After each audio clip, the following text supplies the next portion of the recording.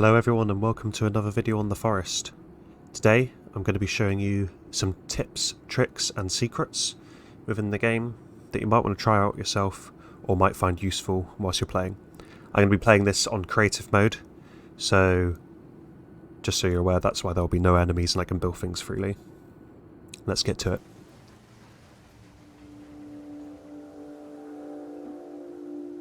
Okay, so first of all, I've released a short video on this before, but you can actually wear the air stewardess outfit by hitting poor dead air stewardess.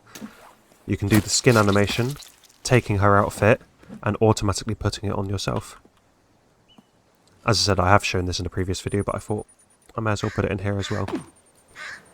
Tip number 2 is, I'm sure you're all aware of the weapon display that you can have.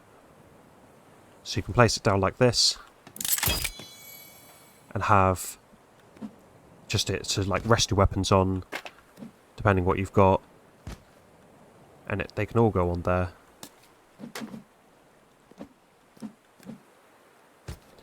In different ways, they all look a little bit different. Kind of like having the axes on there, just because they look exactly how they are on the notepad. Or what you can do is you can have them up here, and that allows you to kind of hang your weapon on there. I like using this one with the katana, as it looks kind of cool just hanging on there, and you can go back, get another katana from a cave, and just, I don't know, have a katana on there for display, have one in your inventory. This looks kind of nice. So, tip number 3.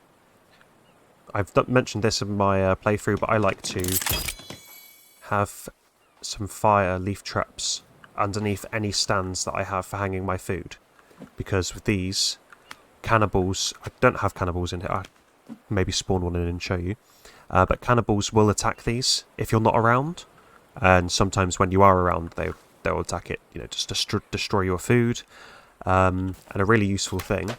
Anyway, but if a cannibal goes to get one of these, say they're all crowding around it, you're far away, just get your fire bow, shoot it, and it'll set it on fire. All the cannibals in this area are going to set on fire. You can quickly work out your katana or your axe and just start hitting them. Makes it a lot easier to kill them, saves you a lot of time as well.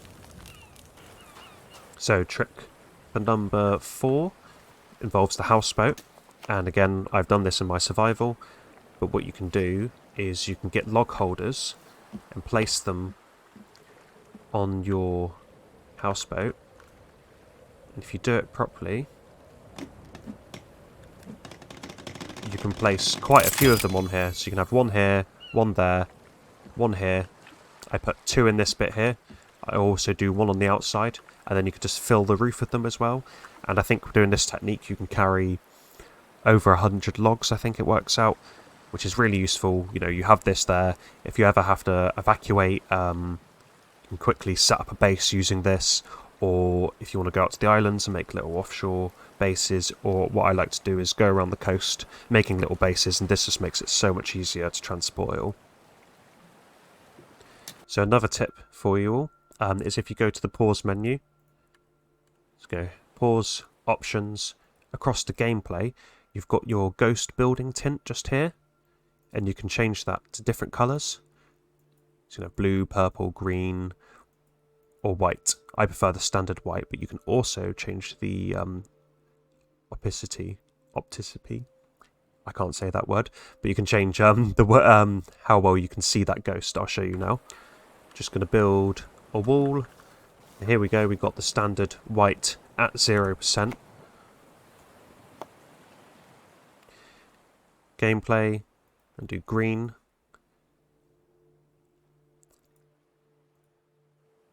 And you can't really see that change well. You can see the slight tint against the sky, against the trees there. But to make it even more visible, what you can do, as I said, go here, whack it up to 100, and you're going to see a massive change, and it's just a solid colour. And I think a very preferred one by people who play this game is blue. as you can see, it stands out so well against pretty much everything. Even against the ocean there, you can still see it really well. And it just makes it easier to see these things as you're building. You know, especially if you're trying to line up things or make it look good. White can be quite hard to see, especially if you've got it down at the 0%. So this might help you with the building aspect of the game. And the last tip for this episode is armor racks. So you can see I've got an armor rack here, and I found that some people don't use these, but they are so useful because you whack all the armor on here. Not only does it look good for decorative purposes, but also it means it frees up your inventory. As you can see down here, it frees up the inventory so that you can carry more armor. So if you're wearing a full set of armor and you've created a full set of armor, instead of carrying it on you, put it onto an armor rack. It allows you to store more, and it's just a great precaution. You know, if you lose all your armor out on an expedition or something and you're putting it all on, you can come back and you just got to top up, and you just use it as storage. That's what I use them for. You can use them to display as well as you get on with the game, but great storage things. Just have loads of these lined up with different armors. Yeah, and you're never going to run out that way. Anyway, thank you all for watching. I hope you've enjoyed this episode of Tips, Tricks and Secrets. If you'd like to see more, let me know. If there's any things you would like to know tutorial-wise, I can make some more tutorials. But yeah, remember to like and subscribe for more content. And as I said, thank you all for watching, and I hope to see you all in the next episode.